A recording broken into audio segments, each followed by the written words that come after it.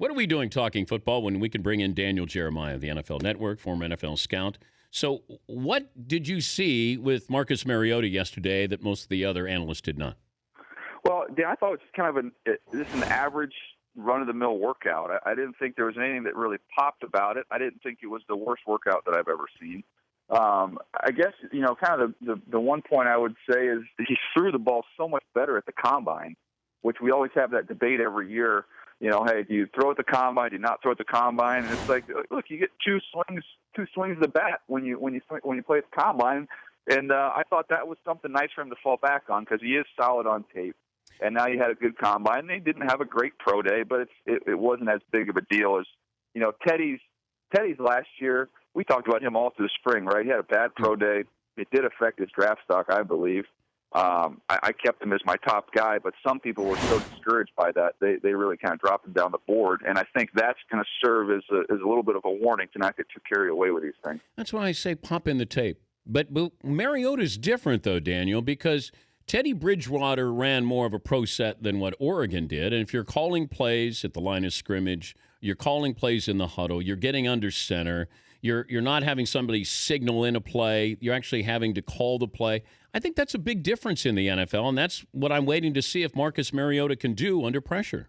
Yeah, and that's a good point. And one thing I've said about Teddy with that pro day last year was, look, I've seen him do everything on tape. So the fact that he didn't do it at his pro day, I had something to fall back on. Now, Marcus, I thought, underneath his accuracy wasn't great in that workout. He missed some deep balls outside the hash down the field.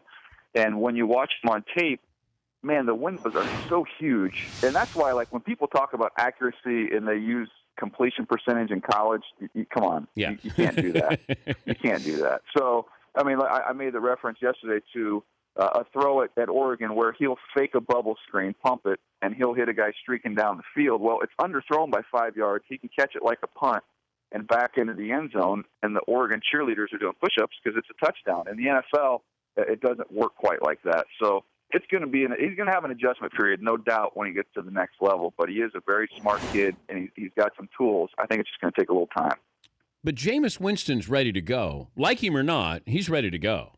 No question. No question. And that's one of the other things I want to bring up is that, when you're comparing these guys, what's everybody talks about off the field, okay, but then on the field, the knock against Jameis is the interceptions, right? Yeah. And they say, well, Marcus is just a much better decision maker. Well, they're asked to do totally different things in those systems. And Chip Kelly got to Oregon in 2007, Dan. There's never been an Oregon quarterback throw more than 9 interceptions. It's darn near impossible. I think I would have you down right now if you're there, 2015 starting quarterback. I'll give you 24 touchdowns, and I'll give you 7. I'll give you 7 picks. For me? Yeah, for you. At my age? Yeah, look, I don't think you're going to get to 30 touchdowns. Some of that's just you being conservative, the way that you are right now. It sounds like you've had a medical issue. Yep. So I'm going to keep you below 30, but you're not going to throw double-digit interceptions. You're just too smart of a guy.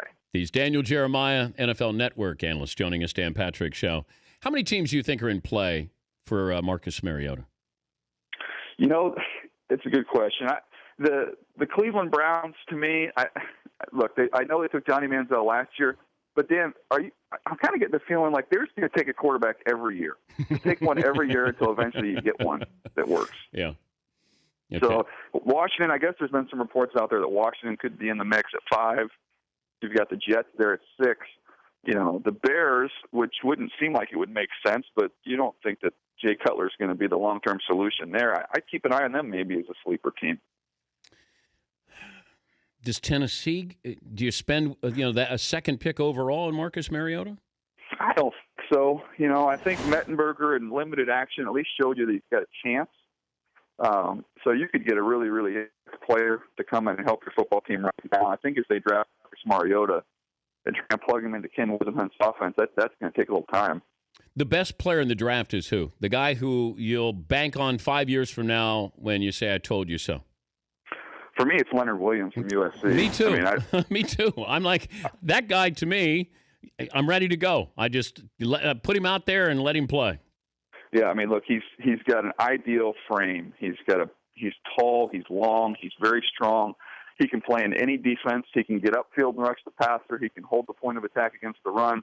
He's a great kid, high character, loves football, plays every snap. I mean, the only knock on him is that he's has some sore shoulders. But outside of that, I don't see how you miss on him. Well, sore shoulders for carrying that USC defense, probably. Yeah, maybe that's what it is. Daniel, good to talk to you. All right, thanks, Dan. Hi, buddy. Daniel Jeremiah, the NFL Network.